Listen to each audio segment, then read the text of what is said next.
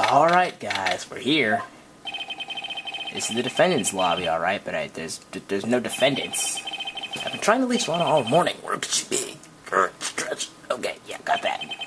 And where's Emma for that matter? It almost seems as if something's been happening behind the scenes. Hi, Edgeworth. Knowing you've already figured it out.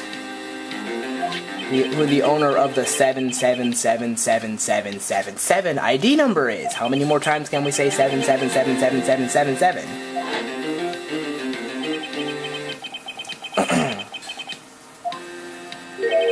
You know, the only reason this trial didn't reach a verdict yesterday is because there was still room for doubt on this ID record. If that number does belong to whom you suspect, then no doubt will remain. After all, he hasn't been charged with anything, hasn't been officially charged with anything. True, not yet. In any event, once all doubt has been removed from that list, I can call for a ruling on the defendant. 5 minutes after the trial starts, Lana will be found guilty. Oh, come on!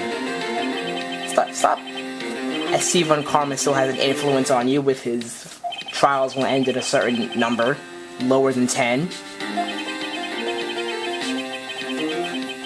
Yeah, the only way we're gonna know the truth is to draw it out of her. The truth? Everything goes back to the SL9 incident. Don't be stupid. Today's the last day of the trial. We don't have time to reminisce about the past. That depends on you. If she's found guilty, you'll lose your only chance to find out what really happened. I'll think about it. See you in court, Wright. Final trial.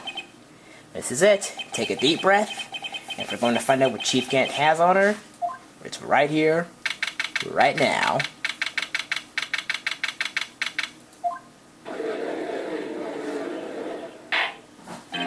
Court is now in session for the trial of Miss Lana Skye.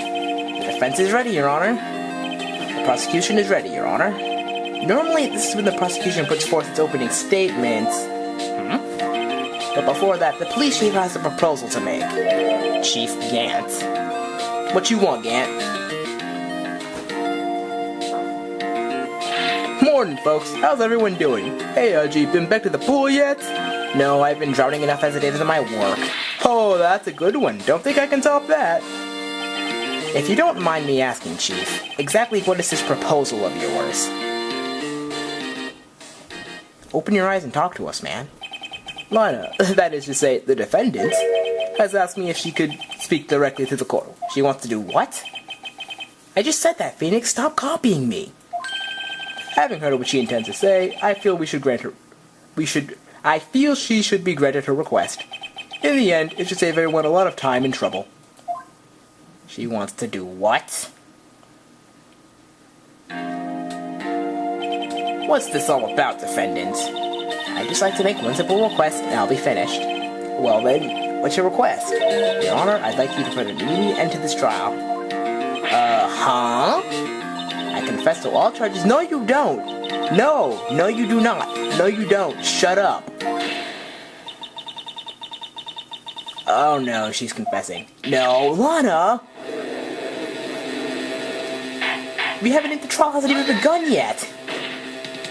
You can't! Your Honor, the defendant's claim does not change the defense's plea. In that case, Mr. Wright, I no longer require your services. But Lana! Your Honor, I hereby forfeit my right to an attorney. Why? The prosecution may lack direct evidence against me, but it has sufficiently proven its case through testimony and circumstantial evidence. I would like you to render your verdict now, if you please. Well, the defendant certainly has the right to self-representation.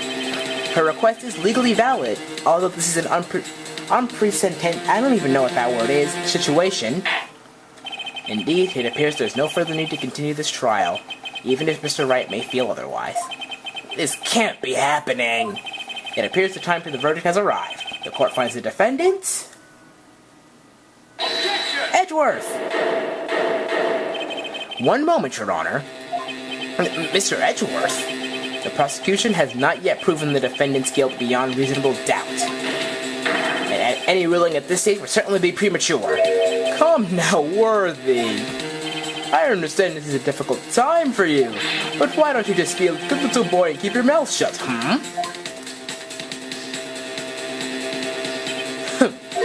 I don't think I care for your tone, Chief Gant. What? Creating another fabrication to cover up your past mistakes? Sorry, but I'm no longer the naive little boy you would have me be. With this sudden confession from the defendant, it's obvious to me some kind of deal was struck behind the scenes.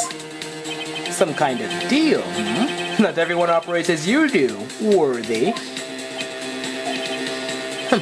I thought so. Your Honor, the prosecution would like to change its first witness. Oh? To whom? As first witness, the prosecution would like to call Miss Emma Skye. I request the court hears her testimony. Who was? Lana? Mr. Edgeworth, I am exercising my right to self-representation. I don't think we need to continue. I don't care for what you think, Miss Skye. The exposure of the truth sometimes results in tragedy. However, no matter how tragic the truth may be, it would be an even greater tragedy to avert one's eyes from it. Very well, the court shall grant the prosecution's request. That's okay with you, right, Chief Gant? Worthy. You'll live to regret this. Mark my words.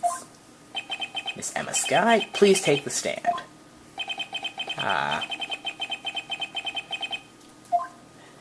Alright, let's do this. She doesn't look happy.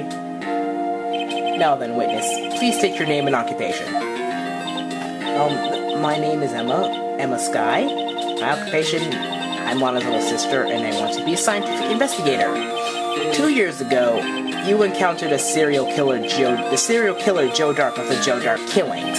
Is this correct? Yes. I'm trying my hardest to forget about that, yo. I'm sorry, but I'm afraid I'm going to have to ask you to recall those events one more time. Mr. Edgeworth, please remember, this trial concerns the murder of Detective Goodman. Is an incident that was resolved 2 years ago really all that relevant? Yes, it most certainly is. Well, okay then. He sure gave in fast. Now, please testify about what happened to you 2 years ago. The trip to yesteryear has finally begun. It's bound to lead to the truth behind this trial. Let's do this! 2 years ago.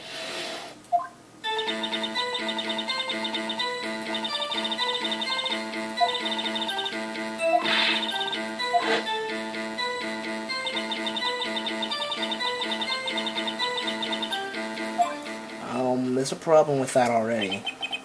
It's a good thing you weren't harmed. I passed out. I don't remember much. That's understandable. However, please tell me, Mr. Edgeworth, what does this testimony have to do with Detective Goodman's murder? That will soon become apparent, Your Honor. You've got to admire him for his courage, considering he has no evidence. Very well, the defense may begin its cross-examination. Yay, cross-examination. Let's do it. Hold on, let me just, thought so. He said he stabbed him in the chest. There's a problem with that. A very big problem. I'm probably wrong, though. Yeah, I thought so.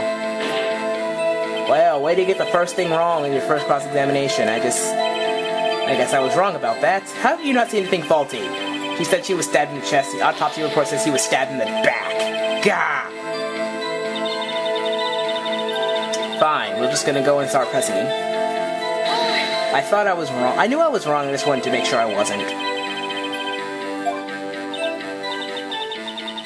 Second in command. The best detective ever! Except she was second in command, so damning Gant was the best detective ever! I believe they shared the same office. Oh, isn't that cute? Hold on.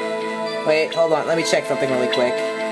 Wow. He's 65. Wow, and she's 29. Okay, never mind. That's not cute. That's a little creepy.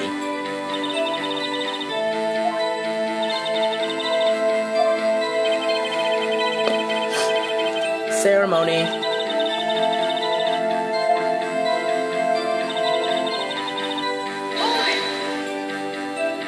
A man?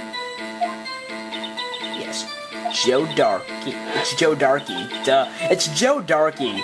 Everybody's been... It's not Joe Dark, it's Joe Darky. He turned himself in.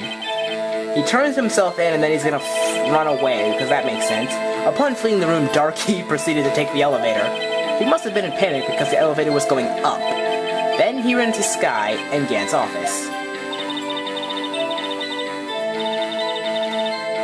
I'm going to open up the door. That must have been terrible bad luck. It's like, I wonder what's going on outside. What's going on outside? Serial killer walks in the room. Oh, crap. What was the prosecutor doing there?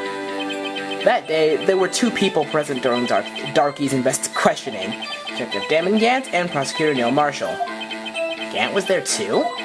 Neil Marshall had just received King of Prosecutors Award. Ah. That makes sense. Young and dedicated, he went straight to the questioning room after the ceremony. I assume that would also be why he was the first to run after Darky. When Darky grabbed me, I thought it was as good as dead. And that's when Prosecutor Marshall came running in? I don't clearly remember what happened then. But... what did you see? Can you tell us about that?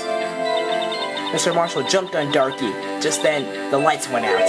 The lights? It was just about this time of year. There was a terrible storm going on and lightning struck nearby. So the electricity went out. Wait a minute. If it was pitch dark in that room, you shouldn't have been able to see anything, right? Right, but just then lightning flashed outside again. That sudden flash left an unforgettable image in the scene in my mind. I see. I told the detective about it when I saw then. The detective? Oh, really? That's the victim. Let's hear a bit more. So you spoke with Detective Goodman about this 2 years ago? Yes, that's what's so scary about this trial. And you told Detective Goodman what you saw. Yes, but at the time, the words just wouldn't come out. That's why I drew a picture. A picture? Yes, I think she mentioned that before. Well, Mr. Wright, have you heard enough?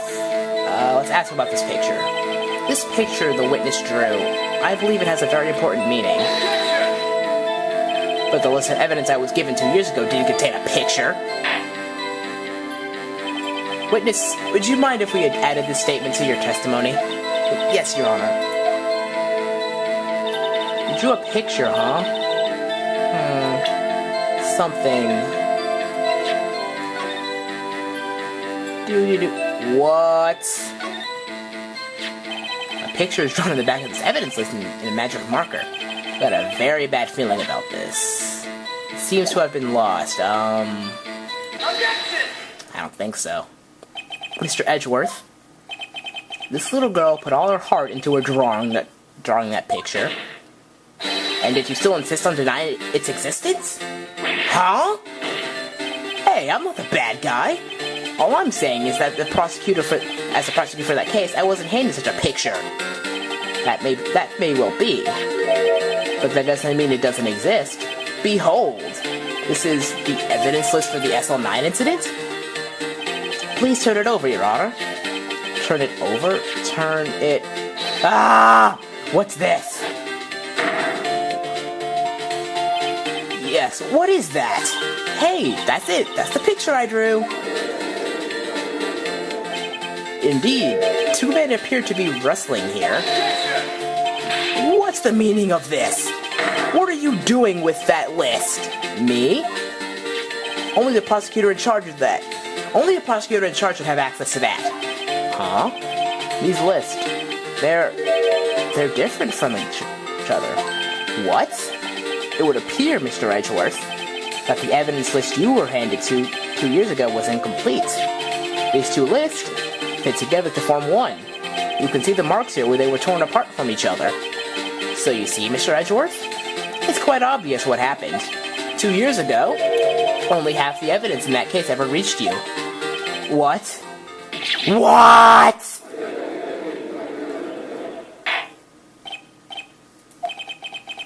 Who'd have thunk? Wait a second. So So, if there's...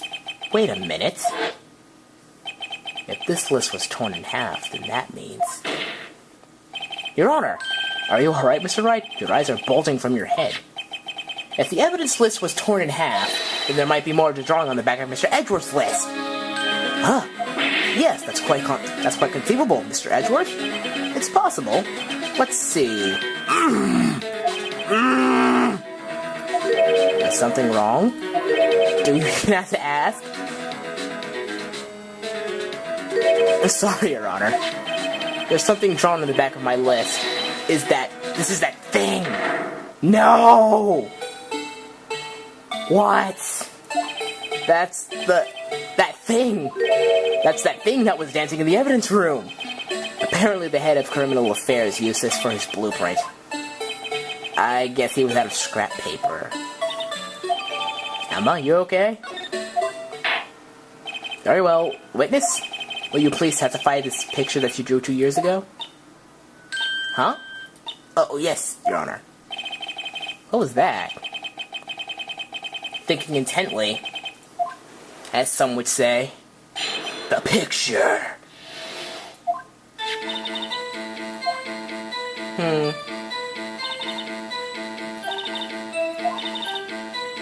Exactly what you saw, huh?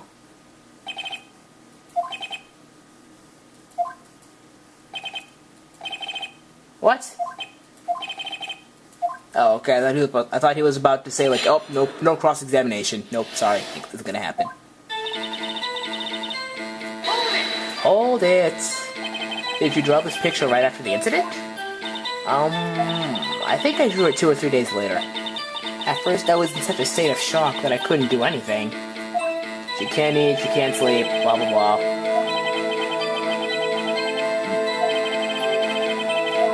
Huh. Excuse me, witness. But can you please tell us why this picture is painted all black?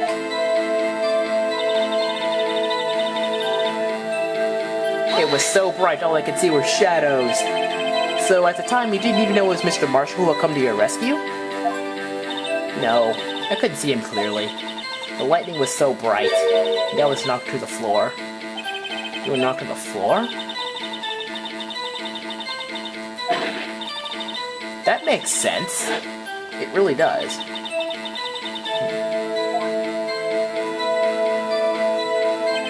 Poor Emma. I'm just glad she wasn't hurt. What happened after the lightning flashed?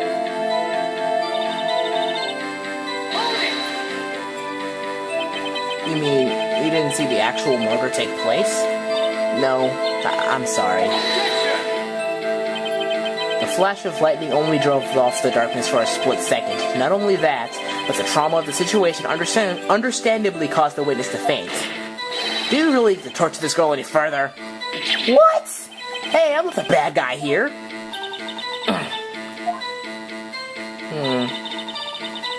Exactly what you saw, huh? Problem. I think I'm right this time. Yes, okay, I'm right. I hate to be the bearer of bad news, but this picture the witness drew contains a blatant contradiction. What? But I still remember it like it was yesterday. Mr. Wright, perhaps it would be faster if you simply pointed out this contradiction for us. What part of this picture contradicts the autopsy report? It would have to be this small... stick? The contradiction, of course, lies here. Take a look at the knife the man is holding. If you look closely, you can see its tip is broken. In fact, you don't even have to look closely to see that. But Mr. Wright, look at the evidence. See the murder weapon? Its tip is broken too. If I recall, the tip of the knife was found and broken off in the victim's body. It was a conclusive piece of evidence that proved Joe Darkey was the murderer. I'm afraid it's not so simple, Emma. Huh? Where could you possibly see a problem? It's obvious, really. The victim suffered a single stab wound to the back. If the victim was only stabbed once, then the murder weapon should not yet be broken. Ah! What's the meaning of this? Perhaps the knife was broken beforehand. Sorry, but I'm afraid that's not possible. The tip of the knife was found inside the victim's body. If it was broken beforehand, it couldn't possibly wind up there. That's right. But what does that mean? The tip of the knife was undeniably discovered within the victim's body. The only possible explanation is that the witness' memory is mistaken. That's why I asked her so many times if she was sure she remembered correctly. I believed you were annoyed at the time, but she was sure she remembered correctly. But there's no other way to explain this inconsistency. Not so fast, Mr. Edgeworth. There is another explanation. Have you forgotten already? About the little something called falsified evidence? You're treading on thin ice, right? All I'm saying is that this broken knife might be the piece of evidence that was forged. You can't deny the possibility. No. Arrgh! Order, order, order! Are you saying the investigation really was corrupted? Your Honor, please allow me to once again go over the events that took place on the day of the murder. We're going to be, we'll keep going. The police department and the prosecutor's office were holding a ceremony that day. After receiving the King of Prosecutors Award at the ceremony, Neil Marshall questioned Joe Darkey along with Damon Gant. During this questioning, Joe Darkey fled the room. Prosecutor Marshall chased after him and was killed by Darkey. A lie? I'm not lying. A man really was holding up a broken knife. If that's true, then there's no other way around it. This could not have been the actual murder weapon. There must have been another broken knife. What are the chances of there being two broken knives? Another broken knife besides Joe Darkey's? Okay, I'm gonna start. Could there have been one? There is another one. If the witness is this adamant about the accuracy of what she saw, it can't just be explained away by a simple observational error. Mr. Wright? In that instant, Emma really did see a broken knife. I assume then that you have some information about this other broken knife. If so, please feel free to enlighten us. The murder weapon was already broken prior to the murder. There's only one way. Take a look at this. Here's the real murder weapon. The answer lies in the past. 2 years in the past. Right here inside this picture. This is a picture of the award ceremony. What is it, Mr. Edgeworth? It's the broken murder weapon. Notice the award Prosecutor Marshall is holding? That's a broken knife. As we earlier concluded, the knife in the picture was not Joe Darkey's knife. That being the case, the knife in the witness saw was all likelihood of this award. Order, order, order! Neil Marshall was awarded King of Prosecutors that day, and as an award, he was given this broken shield and a broken knife. When he chased after Joe Darkey, he pulled out this knife. Being a prosecutor, he did not carry a pistol. This broken knife was the only weapon he had in this dangerous situation. But that can't be. Oh, and why not, Mr. Edgeworth? Because if the King of Prosecutors Award knife was the murder weapon, then the murderer and the victim would be reversed. What do you mean? I mean, this man raising his knife would have been Prosecutor Neil Marshall.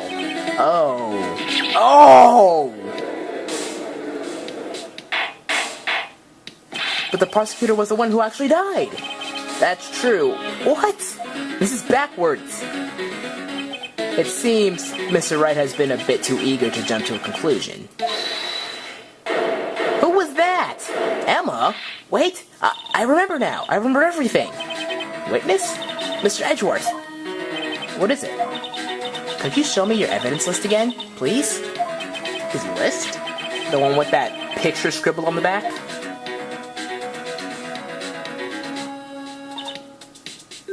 I knew it. This picture, I'm the one who drew it. What?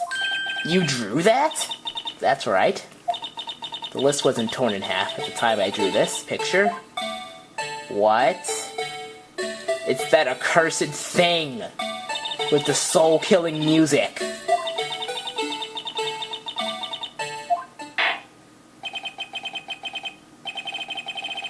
Yeah. This is weird. First the knife mix-up, now the blue badger? This should be interesting. As it will be, as we're going to hear her testimony in the next episode. See you guys then.